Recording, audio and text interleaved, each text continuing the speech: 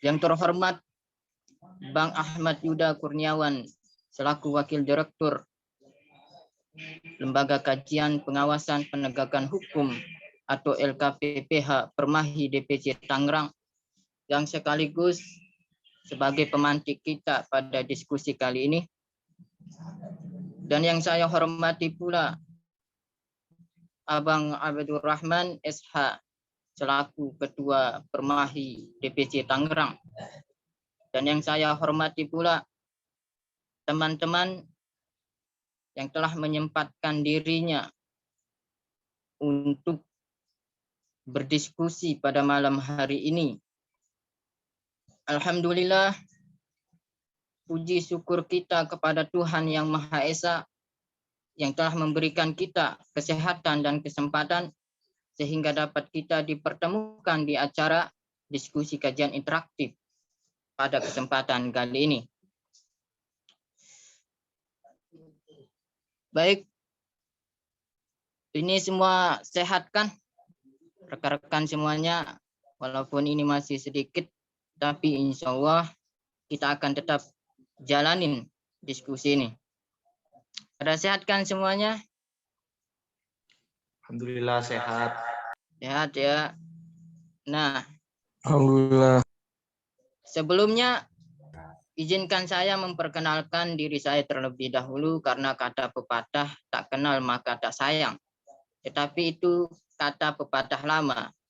Tapi kalau kata pepatah sekarang itu tak kenal maka tak tahu. Iya, bagaimana kalau tidak tahu karena kita tidak kenal. Itu kata pepatah sekarang. Tapi jangan diikuti ya rekan-rekan. Soalnya itu hanya pembuatan dari itu. Baik, kita langsung saja ya. Berdasarkan tema yang kita angkat pada malam hari ini, yaitu mengenai problematika promosi penjualan miras yang berbau sara. Nah, ini sebenarnya suatu tema yang lagi-lagi hangat lah.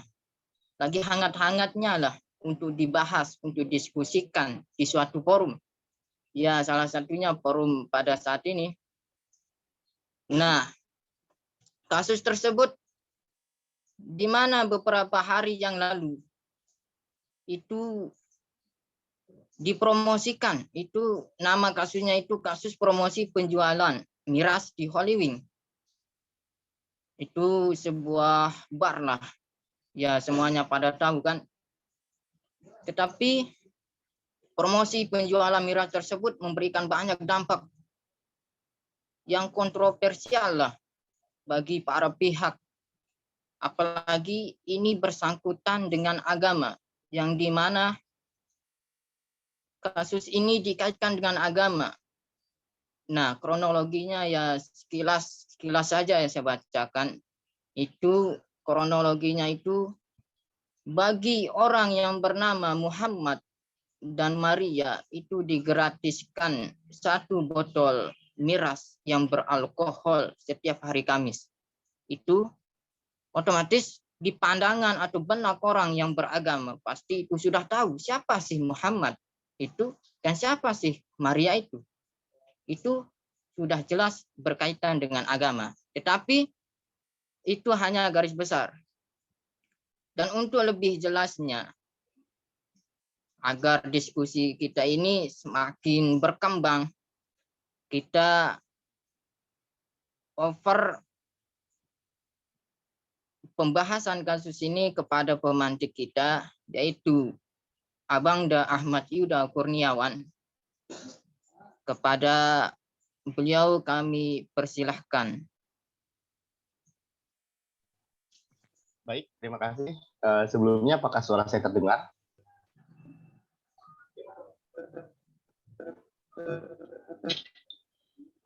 Apakah suara saya terdengar? Terdengar, Bang, terdengar. Oke, baik. Bismillahirrahmanirrahim. Assalamualaikum warahmatullahi wabarakatuh. Selamat malam semuanya. Alhamdulillahirrahmanirrahim. Wabihi nasta'in ala umuri dunya waddin. Rabbi shrah li sadri wa yassir li amri wahlul 'uqdatam min lisani yafqahu qawli. Amma ba'd. Sebelumnya terima kasih kepada moderator kita pada malam hari ini, yaitu Indra Wijaya. Sangat semangat sekali sepertinya untuk mengikuti kajian pada malam hari ini. Sebelumnya perkenalkan, nama saya Ahmad Dida Kurniawan. Dalam Permaihi DPC Tangerang ini sebagai Wakil Direktur LKPPH periode 2021-2023. Sorry.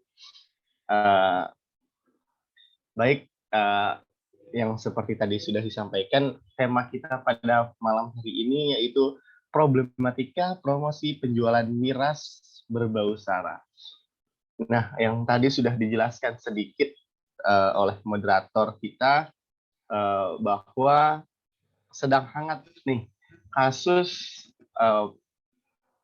sara yang dilakukan oleh salah satu perusahaan nih ibaratnya, yaitu Holy Wings, yang mana ia menjual miras atau menjual minuman gratis, memberikan minuman gratis setiap hari Kamis kepada seseorang yang bernama Muhammad dan Maria. Hal ini tentunya banyak nih efek yang timbul atau respon dari masyarakat yang timbul karena Indonesia merupakan negara beragama yang tentunya mayoritas diisi oleh kaum muslimin. Hal ini tentu sangat mengganggu sekali karena tadi penggunaan atau penggratisan miras atas nama Muhammad. Oke, baiklah kita sebelama-lama ya, kita langsung lanjut aja masuk ke materinya karena saya sebagai pemantik saja pada malam hari ini bisa saja ada para partisipan ini yang lebih tahu mengenai materinya dan kita akan berdiskusi pada malam hari ini. Oke, next slide.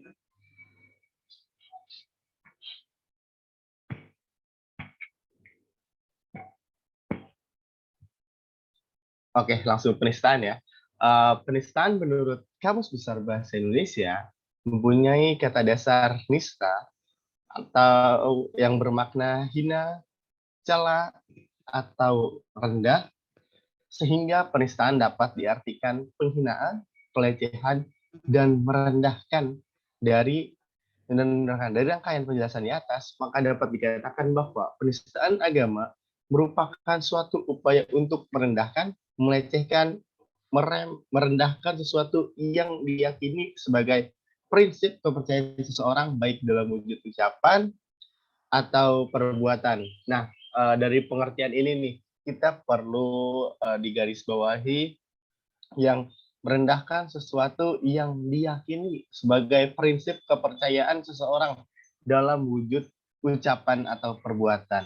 Nah, berkaitan dengan kasus yang tadi, ini dalam artikel Kamus Besar Bahasa Indonesia ini sudah masuk karena dengan dua nama tersebut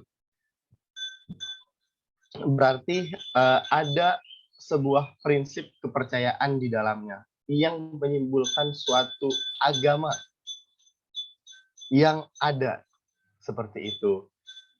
Oke, next.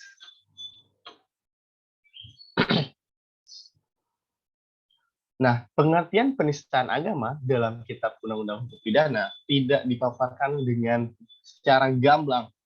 Namun dalam literatur yang lain, dari beberapa literatur yang saya baca dijelaskan bahwa makna dari penistaan agama adalah penyerangan dengan sengaja atas nama baik serta kehormatan orang lain atau suatu golongan, baik lisan maupun tulisan, dengan tujuan agar diketahui oleh masyarakat luas. Oke, next.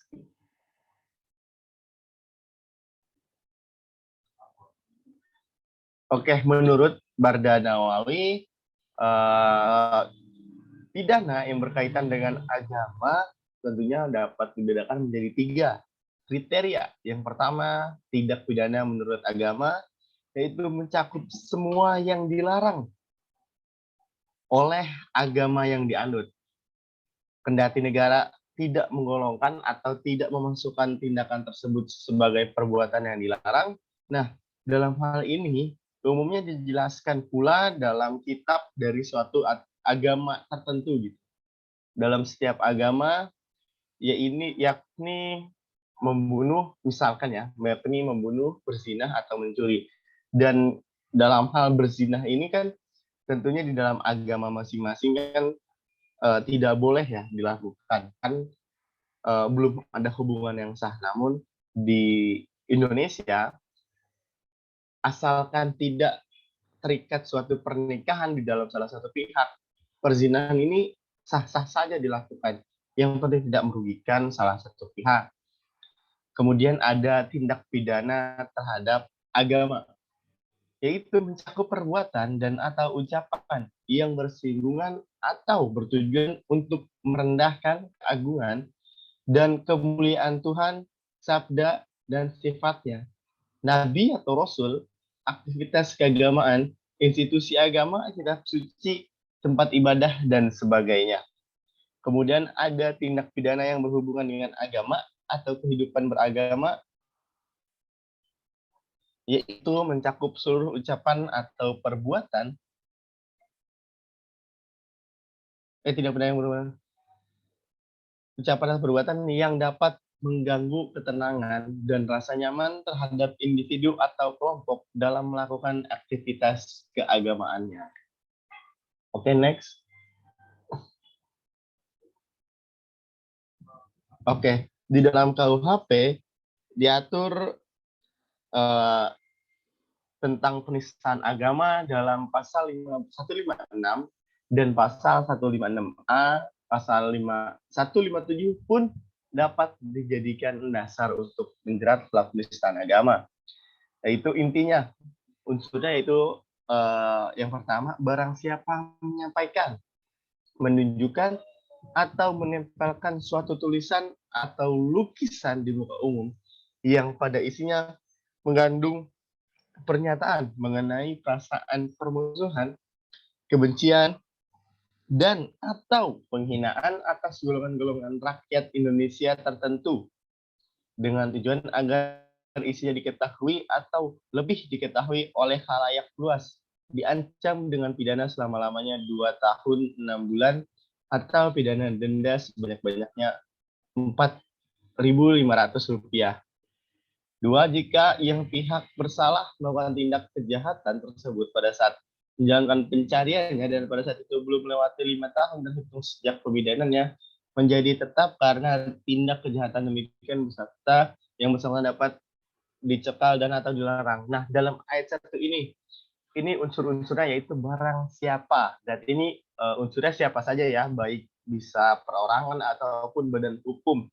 Kan dalam hal ini kasusnya kita badan hukum atau perusahaan bentuk holdings, terus menyampaikan, menunjukkan, atau menempelkan suatu tulisan atau lukisan di muka umum.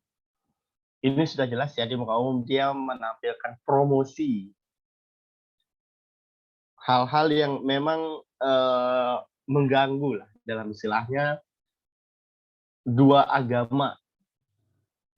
Nah, yang pada isinya mengandung pernyataan mengenai perasaan permusuhan, kebencian, dan penghinaan. Nah, hal ini udah termasuk penghinaan. Lalu atas golongan-golongan ini maksudnya agama. Nah, makanya ini udah bisa termasuk dalam 157 KUHP. Oke, next.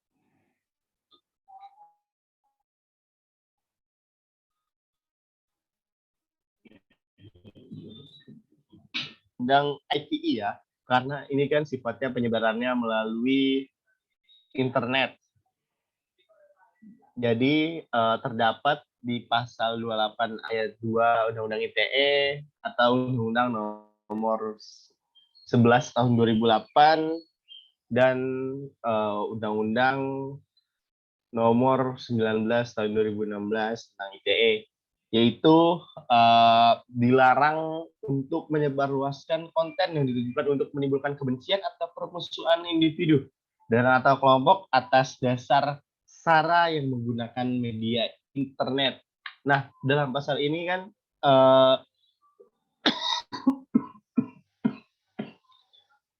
dalam pasal ini bukan hanya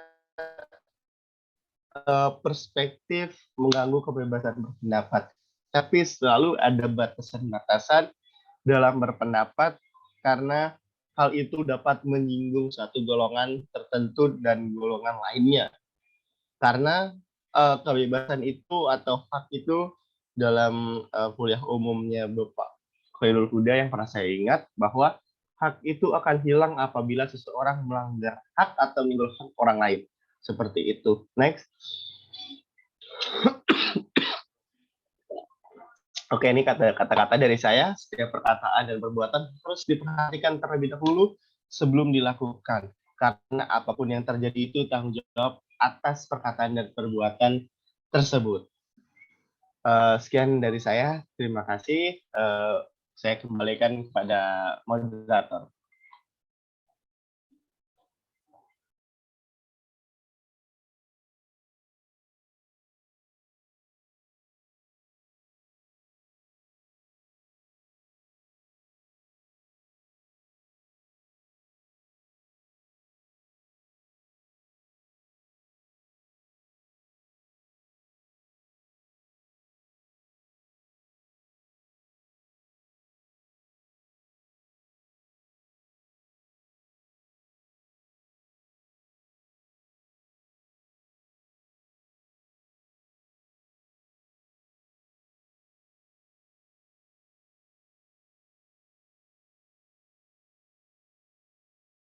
Bagaimana kita buka ini aja, kita diskusi bareng-bareng mengenai Holy Wings ini nih, yang lagi mencuat atau yang lagi hangat dalam masyarakat.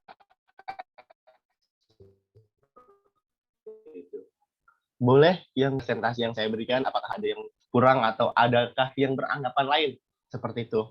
Bagaimana teman-teman semua?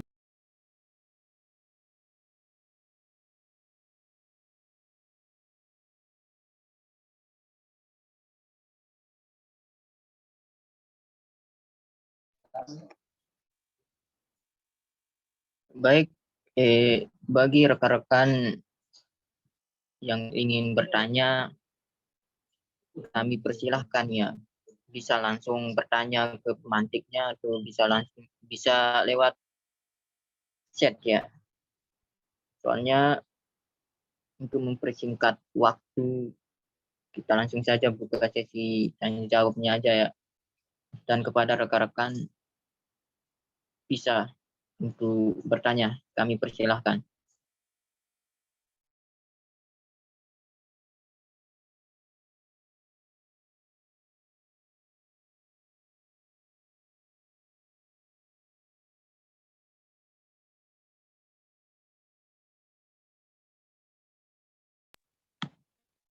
Coba saya sedikit masuk. Ya. Gimana moderator? Siap Bang, boleh.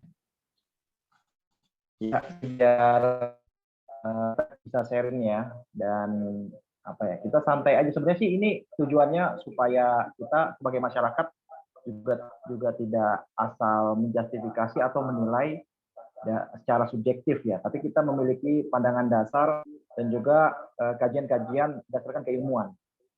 Tapi sebenarnya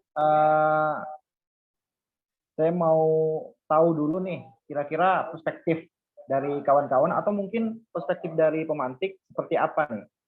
Apa yang dijatuhkan kepada 6 orang pelaku tersebut berupa Undang-Undang ITE dan juga KUHP ya.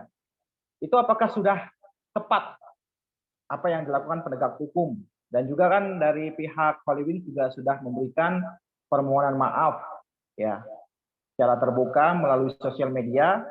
Kira-kira apakah itu semua sudah cukup, tidak perlu ada penambahan hukuman, Atau seharusnya ada hal-hal yang harus diberatkan, seperti misalnya penutupan apa namanya, kedai mirasnya ya, apa sih namanya tuh? Ya, toko outlet ya, outlet mirasnya harus ditutup, atau misalnya harus gimana? Saya kira itu nih. Kira-kira bagaimana pandangan nanti? Kayaknya ini pemantik lagi jelek nih jaringannya nih.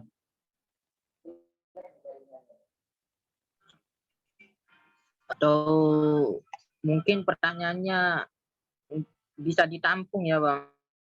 Ada pertanyaan lain gitu untuk teman-teman yang lain. Oke, siap. Selagi nunggu antiknya untuk menjawab.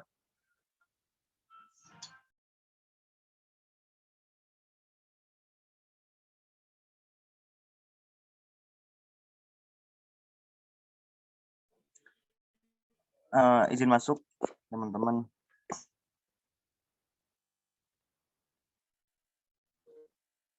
Iya ya, boleh. Silahkan.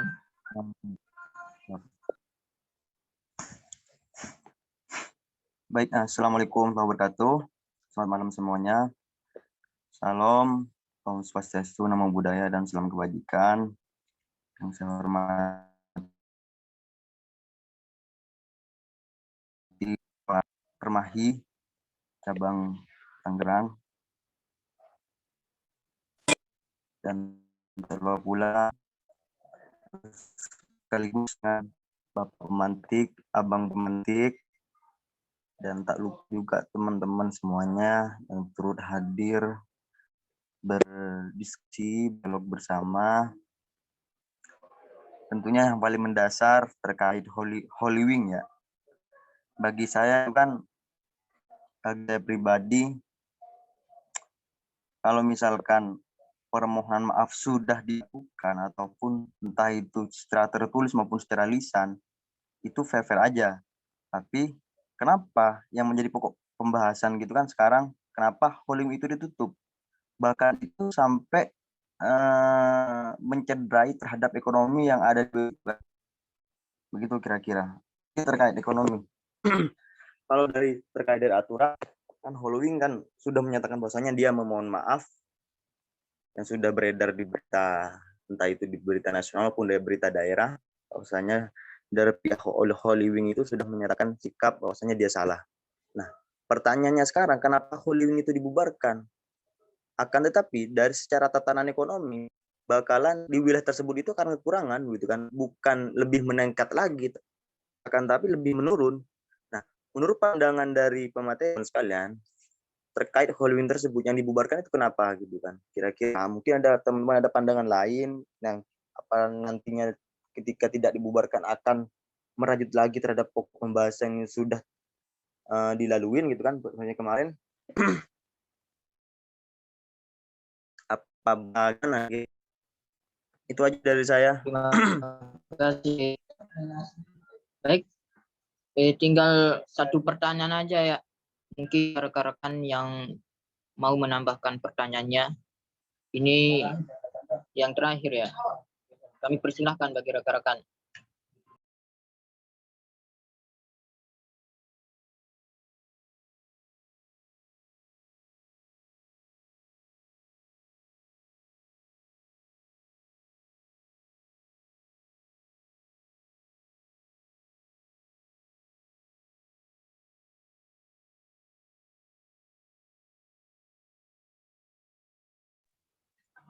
Oke, rekan-rekan, sembari kita itu menunggu pertanyaan yang ketiga atau yang terakhir, mungkin untuk pemantik kita bisa langsung menjawab dua pertanyaan sebelumnya, yaitu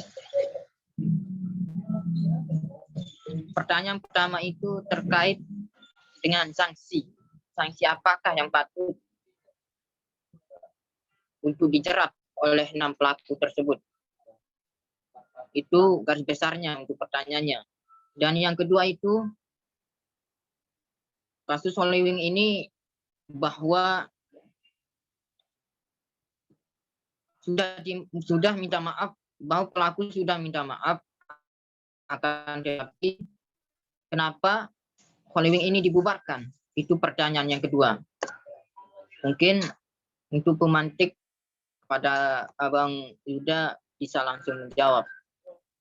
Oke, baik ya. Ini saya pakai 2 device karena dari tadi koneksinya putus nyambung. Jadi untuk yang pertama ya, yang dari pertanyaan dari Bang Rahman, itu hukuman apa sih yang pantas dan apakah harus penjara?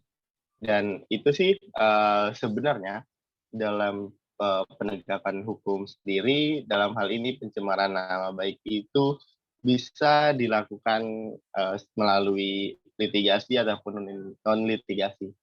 Dan bentuknya pun dalam kasus ini deliknya pengaduan, yaitu hanya si penganut agama itu. Karena kalau misalkan dalam orang, berarti yang hanya bisa melaporkan orang yang merasa dihina atau dinistakan, dan begitu pula dalam misalkan organisasi golongan rakyat tertentu dan dia termasuk di dalamnya. Jadi orang luar tidak berhak karena delik ini merupakan delik aduan. Dan hal ini bisa dilakukan penyelesaian litigasi dan litigasi yang tadi saya bilang. Jadi secara litigasi yaitu melalui pengadilan. Jadi hal ini bisa dilakukan dengan cara ganti kerugian ataupun dengan cara dipidanakan. Nah, selain itu non litigasi bisa dilakukan mediasi terlebih dahulu antara si pelaku dan juga korban atau masyarakatnya. Seperti itu. Dan karena ini lingkupnya luas ya tentang agama, kan tentunya bisa dibuka momen restoratif justice seperti itu. Dan juga apabila ini dilakukan tindak pidana kan sesuai ya, karena tadi yang udah dipaparkan bahwa bisa dilakukan atau bisa dikenakan pidana selama 2 tahun penjara kalau dalam KUHP dan sekitar 4 tahun penjara dalam undang-undang ITE seperti itu. Dan juga bisa dilakukan ganti kerugian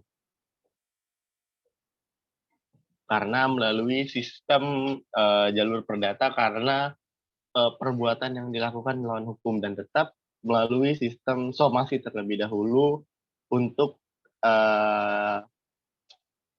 dalam kasus perdata ya, harus dilakukan upaya somasi terlebih dahulu sebelum akhirnya dijatuhi atau menggugat si pelaku ini, seperti itu. Dan untuk pertanyaan yang kedua, kenapa harus dibubarkan?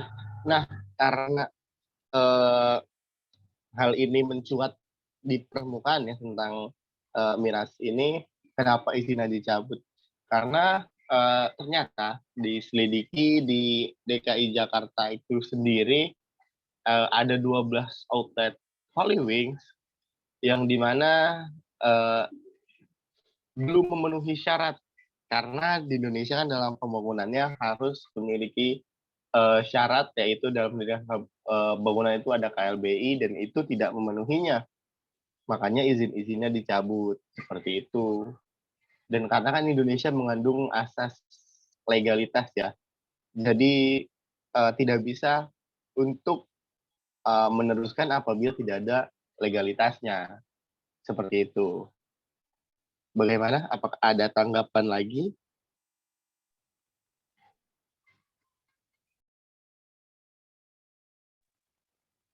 Berarti tadi kan dijelasin implementasi dari penggunaan pasal TE kan ya, Undang-Undang ITE. Itu bisa dilakukan permohonan maaf ya. Tapi apabila misalnya perorangan, ini kan ini kita diskusi gitu ya, perorangan terus dia diduga menista agama atau misalnya mengujar kebencian yang dimana suatu kelompok itu tidak suka dengan ucapan tersebut. Nah, sebelum dia dijerat, dia sudah melakukan permohonan maaf.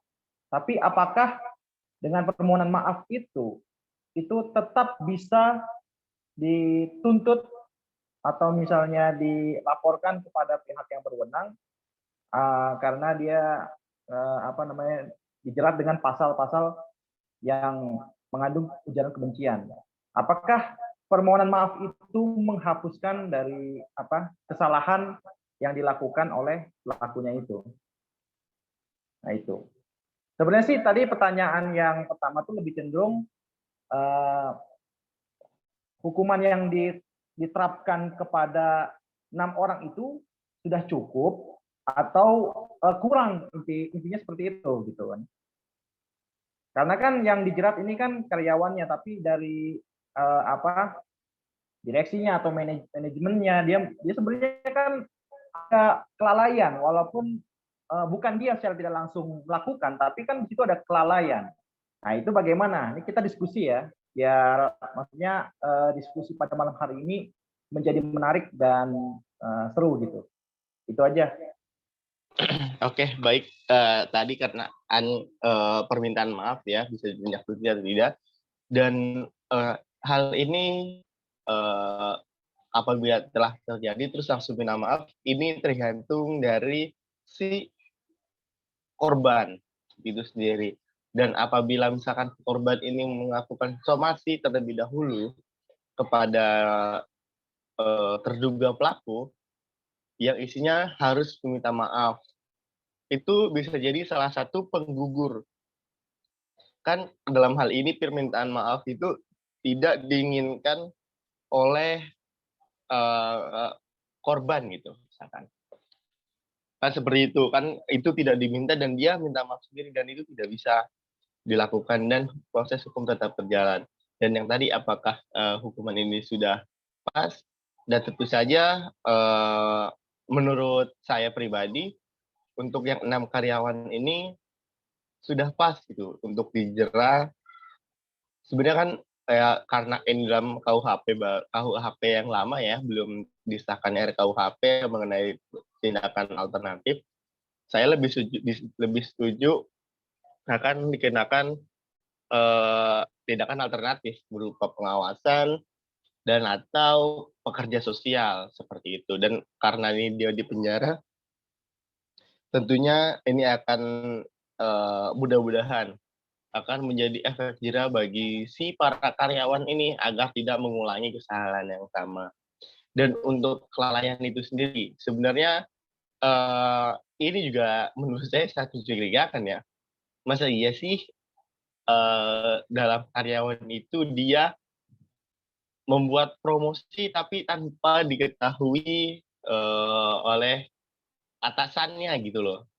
Kan ini merupakan hal yang aneh dan gak wajar gitu. Ini juga patut dipertanyakan. Kenapa ya? Kalau misalkan itu karena kelalaian, sangat tidak logis menurut saya. Seperti itu.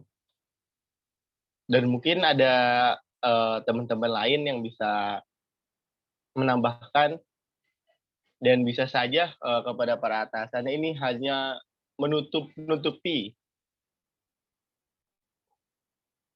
nama Hollywings itu sendiri dengan memberikan 6 karyawannya. Seperti itu. Bagaimana teman-teman yang lain atau kawan-kawan yang lain?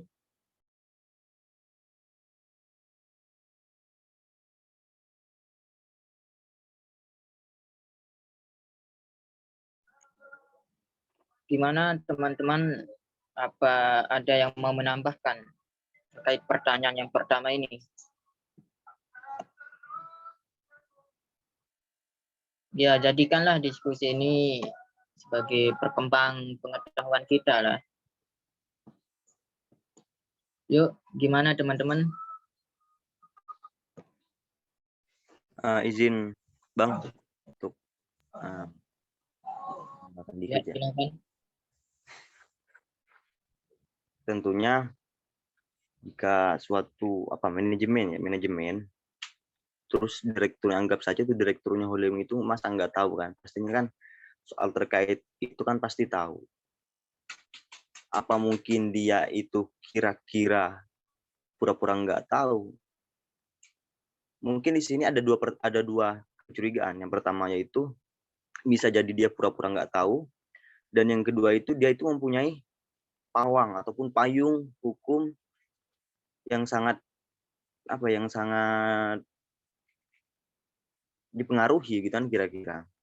Nah itu yang harus kita curigai. Pastinya soal ketidaktahuan itu nggak mungkin kan seorang direktur itu tidak tahu.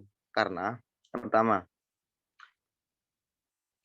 ketika ada suatu sesuatu manajemen ataupun marketing yang ingin mempromosikan, kan pastinya kan lewat manajemen dulu kan, kesepakatan manajemen gitu kan. Tidak asal menyampaikan, pastinya kan harus presentasi dulu gimana itu nantinya dan arahnya kemana kan gitu. Dan tidak mungkin seorang direktur itu tidak tahu, atau enggak dengan cara yang tadi, apa dia itu pura-pura nggak tahu, apa dia itu mempunyai payung hukum yang sangat berpengaruh gitu bang, kira-kira kalau menurut saya. Tentunya direktur itu harus dikenakan juga secara kriminologi ya, karena kasus ini tidak cuman kalau menurut saya tidak cuman hanya ke undang-undang ITE, juga ke pidana juga kena itu kalau secara general ya. Mungkin itu saja bang dari saya, mungkin ada sanggahan atau pertambahan dari lain terkait saya pribadi itu, persilakan.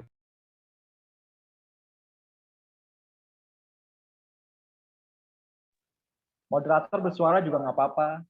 Gimana pendapat moderator kira-kira? Ini Bang, kan kenapa kok karyawan yang kena tersangka lah gitu? Kenapa enggak tertuju langsung ke direkturnya? Soalnya tanpa direktur yang menyuruh, pasti karyawannya itu tidak tahu apa-apa. Nah, soalnya pasti direktur yang menyuruhnya. Oh ini promosikan ini, nyerah ini promosikan. Itu pasti itu kata direkturnya. Tetapi malah karyawannya yang jadi tersangka gitu, enggak langsung tujukan langsung kepada direktur perusahaannya. Itu sih jadi permasalahannya bang.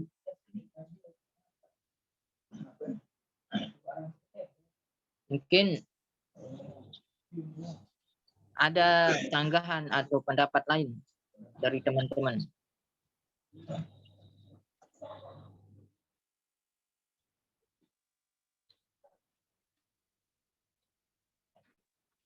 Masuk ya.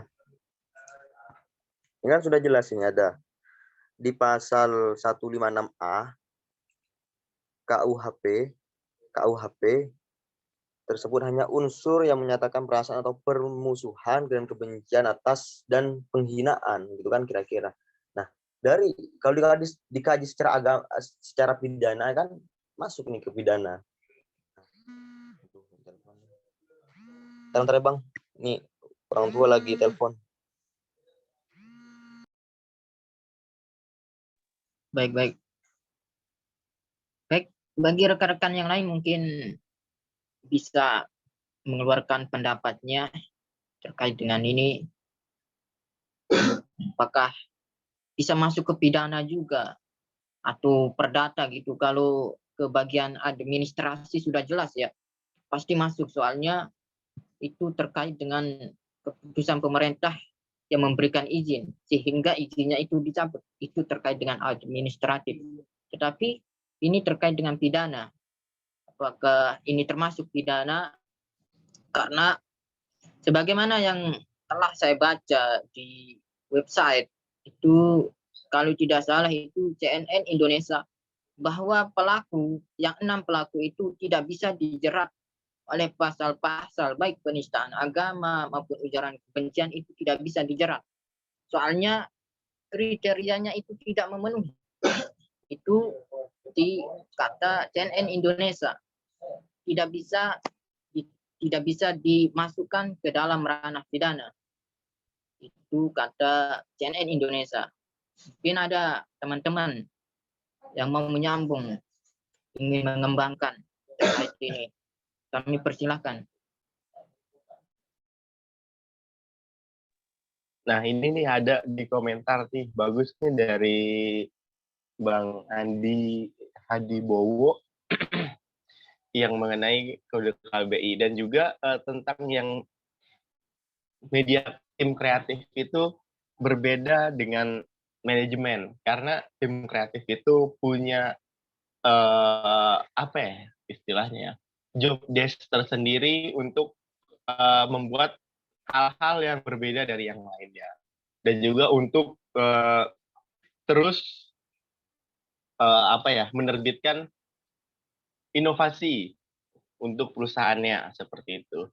Dan ini sebenarnya dalam kasus ini bisa termasuk ke dalam keikutsertaan si atasan-atasan daripada 6 karyawan ini seperti itu.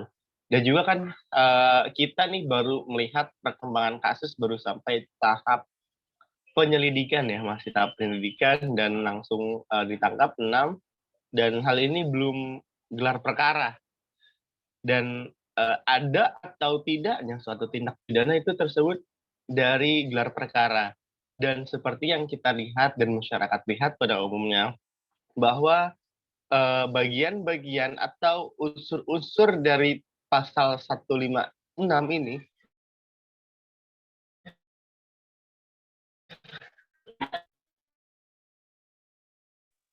156A ini udah masuklah, udah memenuhi unsurnya.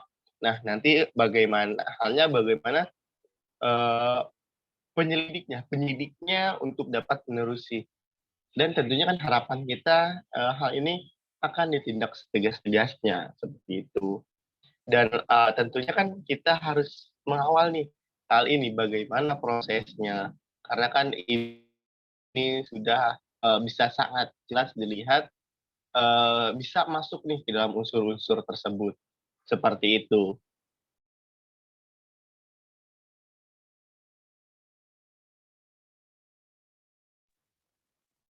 Izin menanggapi ya. Menarik ya. Ini sebenarnya memang kalau untuk masalah administrasi ini kan sebenarnya kalau yang saya tahu ya. Tapi mungkin nanti koreksi saya kalau apabila saya misalnya keliru ya.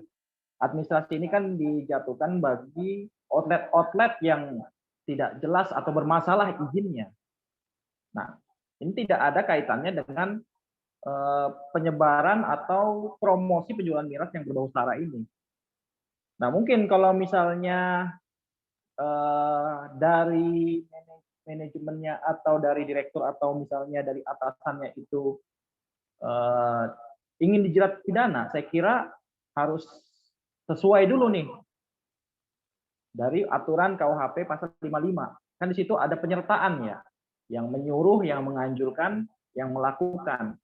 Nah, di situ apakah ada benar-benar dia menyuruh atau misalnya dia menganjurkan. Nah, mungkin dari situ kalau misalnya sudah ada bukti ya, saya kira itu mungkin bisa dijerat, ikut dijerat juga dari direktur ataupun manajemennya. Nah, tapi kalau misalnya belum bisa, saya kira kalau masalah administrasi atau perdata ini kira-kira pasal yang tepat untuk dijatuhkan ke perusahaan ini apa nih kira-kira gitu. Kalau pendapat saya sih seperti itu.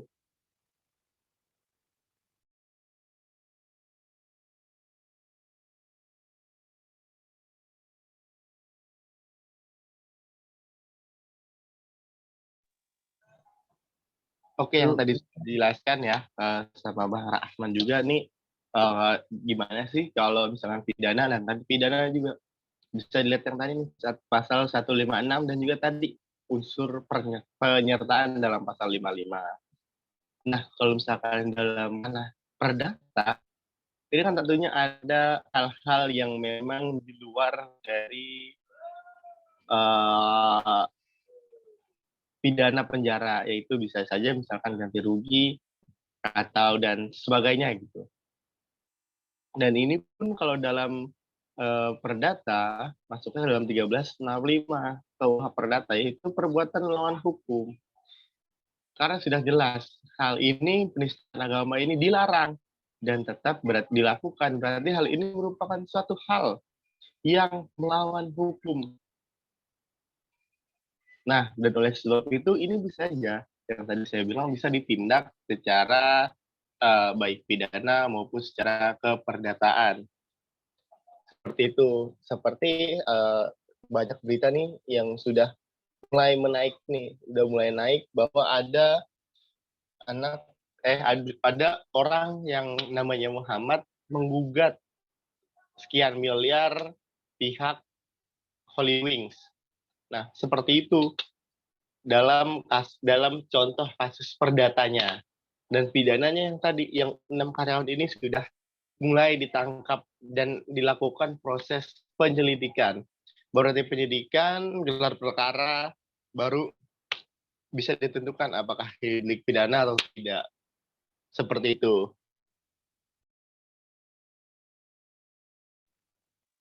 Berarti kalau ganti rugi, kan saya kira yang namanya Muhammad ini nggak terhitung ya. Apakah ini harus ada class action yang mengumpulkan nama-nama Muhammad atau bagaimana nih? Mungkin saya masih belum ada apa ya gambaran tuh kalau misalnya perdata tapi tergugat apa ya penggugatnya ini masih secara umum nih. Kecuali kalau memang kan karena kan kalau perdata itu sifatnya privat ya, jadi dia jelas gitu pihak yang menggugat dan tergugat. Nah kalau kasusnya seperti ini bagaimana nih? Apakah harus membuat class action supaya misalnya yang namanya Muhammad ini bisa memiliki apa dasar juga ya, bahwasanya nama dia tuh dilecehkan. Nah kira-kira bagaimana? Itu mungkin boleh nanti ada tanggapan dari siapa di sini nih yang apa? Saya kira dia juga harusnya aktif ini dari Bang Hoirul atau Bang Niatman, silahkan gimana tanggapannya? Itu aja mungkin.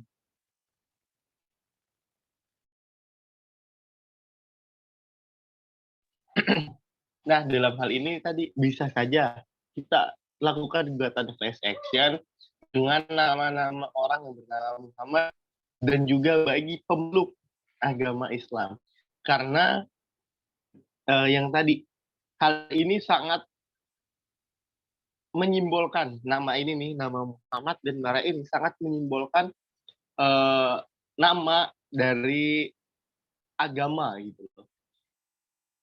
Seperti Muhammad Rasul dari Islam dan Maria merupakan ibunda dari Yesus Kristus. Seperti itu. Ini bisa saja nih dari dua agama ini bisa melakukan gugatan class action. Seperti itu.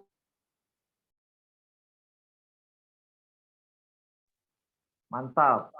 Coba nih yang lain nih, Bang Irul, Bang Niatman, gimana tanggapannya nih mengenai isu-isu yang masih hangat.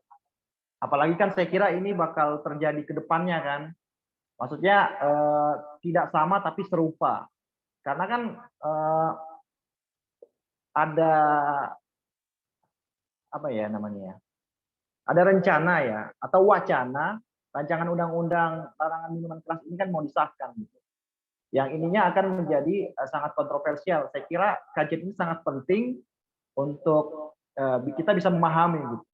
Apa yang harus diterapkan, apa yang harus disampaikan kepada masyarakat supaya ini tuh bisa efektif. Karena ini kan terkait dengan norma ya, norma keagamaan dan juga norma kesusilaan, yang dimana kalau kita memang berbicara hukum, saya kira pasti banyak celahnya. Tapi kalau misalnya kita berbicara norma, tentu akan menjadi polemik ya kan. Nama Muhammad ini, apalagi minuman keras ini kan masih belum ada larangannya, ya kan. Kita kira-kira bagaimana nih? Coba yang lain, saya mau apa ya, dengar tanggapan dari yang lain nih.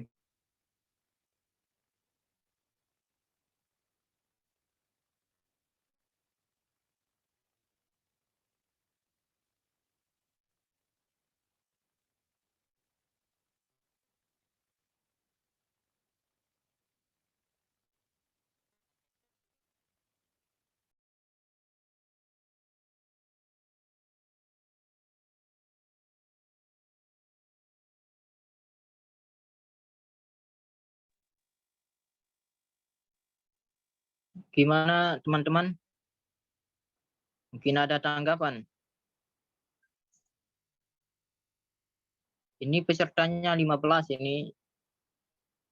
Pasti banyaklah pendapat-pendapat yang lain yang bervariasi gitu. Yuk, teman-teman.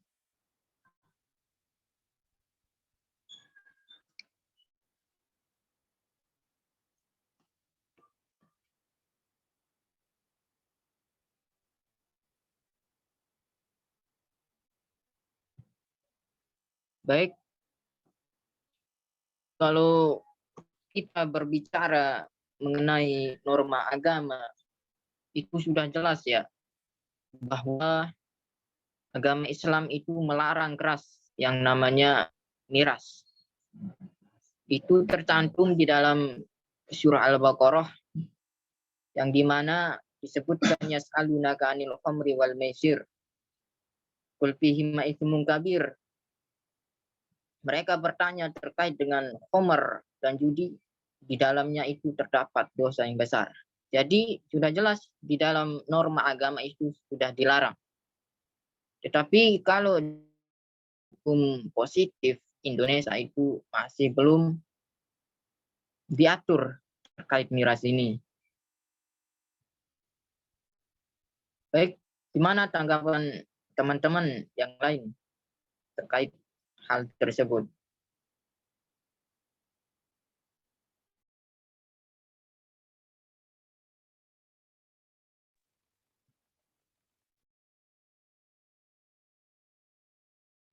Saya coba respon lagi ya. Itu ada pertanyaan, apakah RKUHP ini bisa menjadi suatu perubahan atau suatu pengaruh dalam substansi penistaan agama.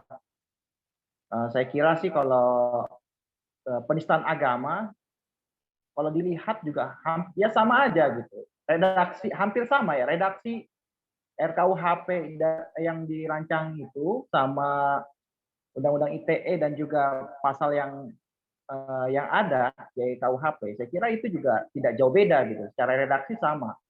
Namun yang saya persoalkan itu bukan masalah penistaan agamanya, tapi rancangan undang-undang larangan minuman keras itu yang beralkohol ya. Kan itu masih sempat menjadi polemik mengenai rancangan undang-undang tersebut, ya kan? Karena apabila itu disahkan, ini bisa menjadi kontroversial juga. Di sisi lain memang mengganggu perekonomian kita, ya kan? Karena industri miras ini kalau di pusat ini sudah ada sebelum kemerdekaan, ya. Kalau di Tangerang sendiri, ya tahun 1993 itu udah ada gitu. Dan itu menjadi salah satu investasi yang memiliki nilai yang tinggi, ya kan? Kalau ya ini yang menjadi persoalan. Yang saya persoalkan adalah minuman kerasnya, bukan penistaan agama. Kalau penistaan agama saya kira tidak ada perubahan, kalau yang saya pahami gitu. Nah mungkin kalau mengenai jurisprudensi saya masih belum mendengar ya, dengan adanya kasus-kasus yang serupa ya. Nah mungkin nanti bisa dibantu dijawab oleh kawan-kawan yang lain. Palingan itu aja sih.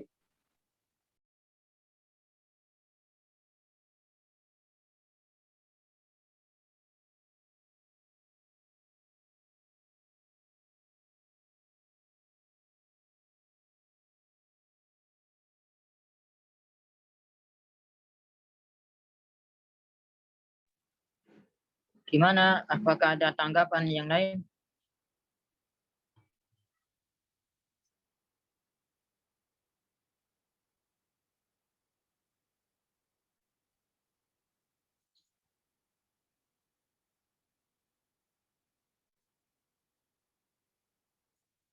Untuk yang jurisprudensi ya, sebenarnya sudah banyak yang dilakukan oleh beberapa orang. Dan ini hanya orang-orang nih, perorangan yang melakukan. Dan ada pun kasus-kasus lain seperti kelompok atau golongan dan tidak agama gitu. Jadi antara kelompok dengan kelompok. Dan juga ada lagi kasus sebenarnya yang menyangkut budaya ya. Saat itu di bukan di Opera Van Java, di acara Ramadan di Trans 7 waktu itu. Yang intinya dia dengan acara hipnotis lalu menjelek-jelekan tokoh Betawi yang mana melihat anjing seperti melihat tokoh tersebut, dan itu digugat oleh masyarakat Betawi dan akhirnya menang gugatan dan akhirnya program tersebut dibubarkan. Seperti itu salah satu contohnya, dan ini pun bisa sama saja yang terjadi seperti itu.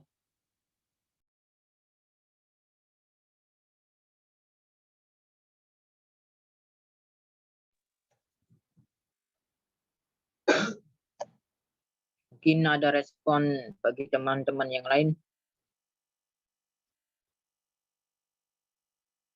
Baik. Kita cukupkan saja ya sampai sini.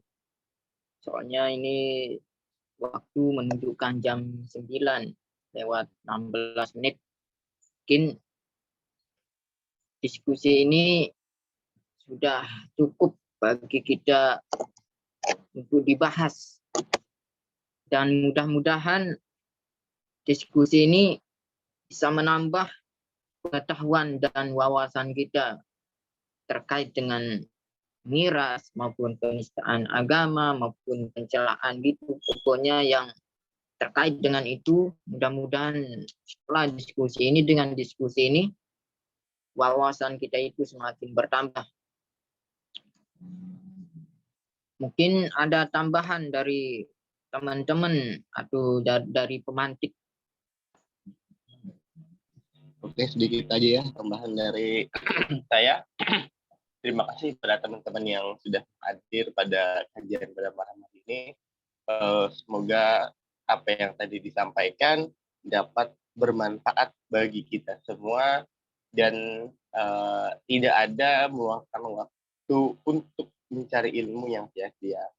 Karena kan segala ilmu itu pasti berguna untuk dapat menambah wawasan dan untuk dapat mencari tahu hal-hal yang baru itu dan atau menyelesaikan suatu permasalahan dengan cara yang baru seperti itu. Dan juga saya mohon maaf yang sebesar-besarnya apabila ada salah-salah kata, ada kekurangan dari saya dalam menyampaikan materi pada malam hari ini, karena saya pun masih belajar juga, kita semua masih belajar, jangan sampai kita semua jumawa karena ilmu itu tidak ada batasnya, dan kasus-kasus baru itu akan terus ada, dan juga harus tentu dapat mengetahui hal-hal baru dalam mengetahuinya. Mungkin seperti itu dari saya, moderator. Baik, sekiranya itu sudah cukup ya bagi kita semua untuk kedepannya. Semoga kita itu mendapatkan keberkahan pada malam hari ini. Saya selaku moderator atas nama Indar Wijaya mengucapkan terima kasih banyak kepada rekan-rekan yang telah menyempatkan dirinya untuk hadir pada malam hari ini untuk berdiskusi terkait dengan miras. Kalau ada salah kata, saya minta maaf selaku moderator karena saya masih di dalam proses untuk menjadi lebih baik ke depannya. Ini pengalaman pertama saya menjadi moderator. Kemudian ke depannya saya itu bisa menjadi pemantik seperti Bang Yuda gitu. Baik, akhir kata untuk semuanya, mari kita ucapkan kalimat alhamdulillahirabbil alamin. dan saya selaku moderator mengundurkan diri. Wabillahi taufiq wal hidayah. Wassalamualaikum warahmatullahi wabarakatuh. Waalaikumsalam warahmatullahi wabarakatuh. Warahmatullahi wabarakatuh. Terima kasih semuanya yang sudah hadir. Selamat malam. Sama.